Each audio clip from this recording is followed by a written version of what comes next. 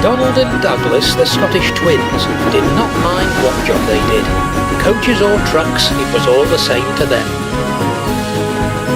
Which meant, often as not, that they were more trucks, since the big engines all disliked them.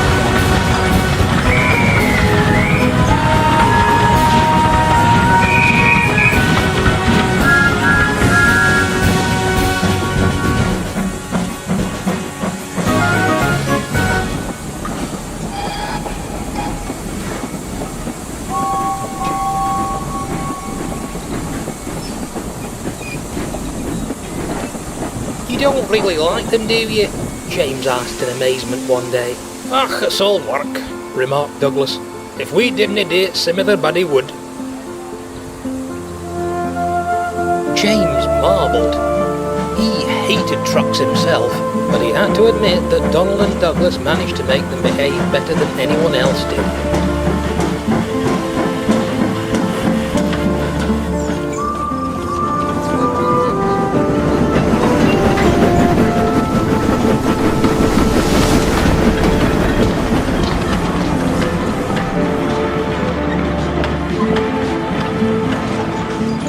The secret, of course, was that the trucks had not forgotten an incident when Douglas had smashed a rude brake van.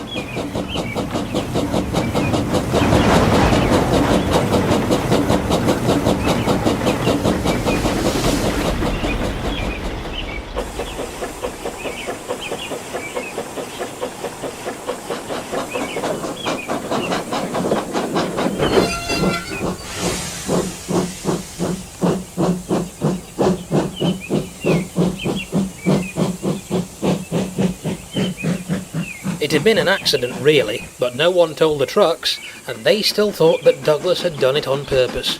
Keep on the right side of those two, the trucks had said to each other when either of the twins was about.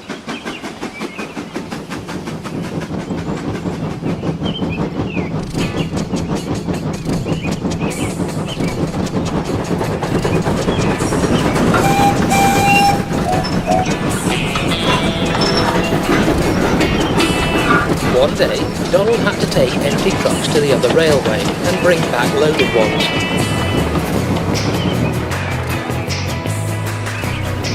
The empties behaved well.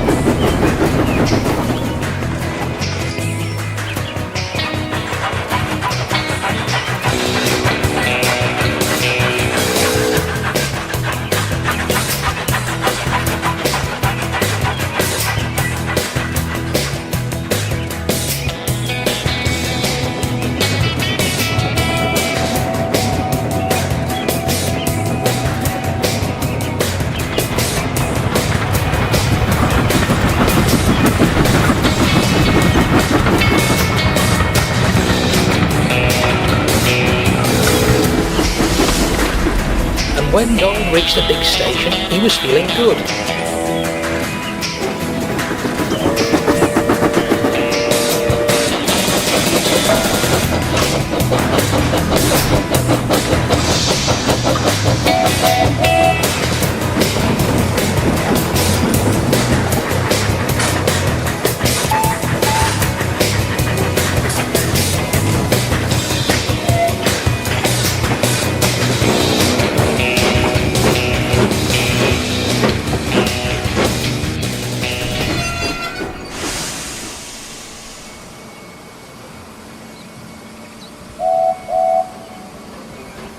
We've got those trucks licked into shape.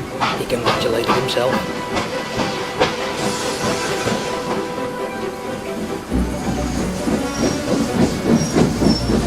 What he didn't realise was that the loaded ones he was about to take back were visitors and had never been licked into shape by anybody.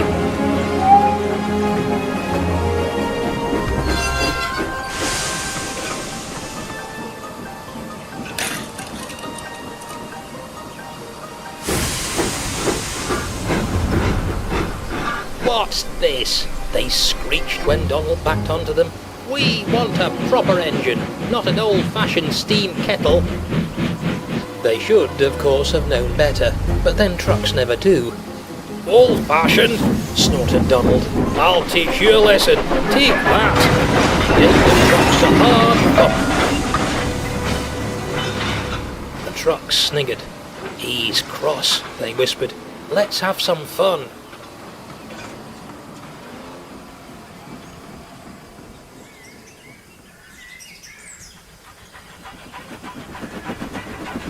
They behaved well for a while, and Donald began to think he had them under control. Like the trucks, he should have known better.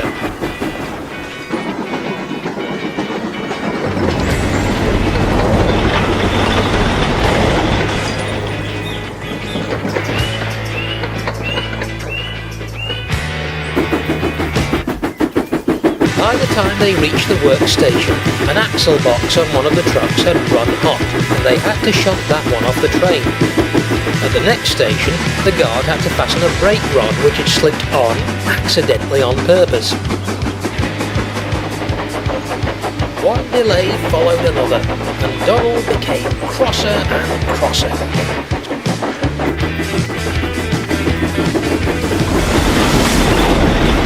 Stupid things, He scolded, but the trucks didn't care. What does he know about it? They asked each other. we're modern, we're not out of date like his sort. Steam kettle.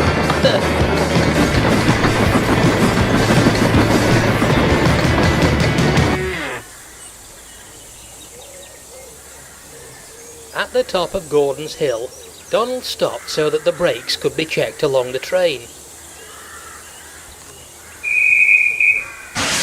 Unfortunately, he restarted more quickly than he meant to, and the jerk broke an old coupling hook 10 trucks from the end.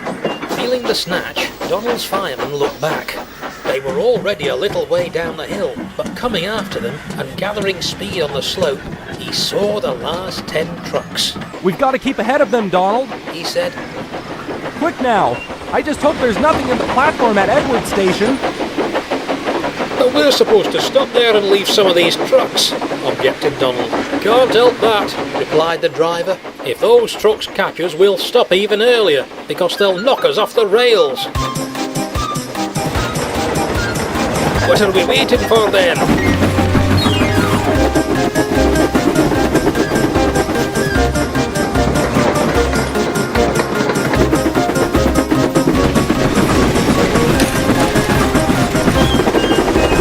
It was touch and go for a while. If the guard's brake hadn't been holding the breakaway slightly, Donald would not have kept ahead, but he managed it. Just.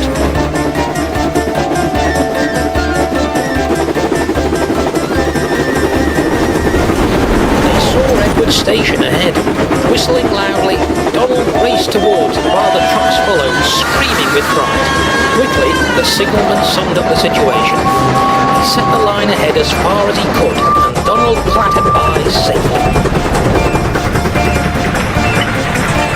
Then came the trucks, and the signalman saw with relief that they were slowing down by the time they reached him. With a groan of relief, they stopped, just beyond the station platform. The signalman sent out an obstruction danger warning and set all his signals to stop. Then he waited. When he was sure that the trucks had stopped, Donald stopped too, half a mile further on. We shall need permission to go back, the driver told the fireman. Nip back and clear it with the signalman, please.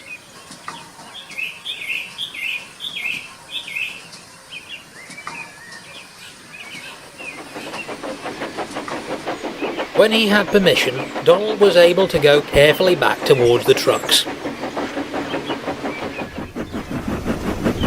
He popped them fiercely. "Now will you behave?" he growled. This time the trucks had scared even themselves. Yes, we will," they quivered uncertainly, and Donald finished his journey with no more trouble at all.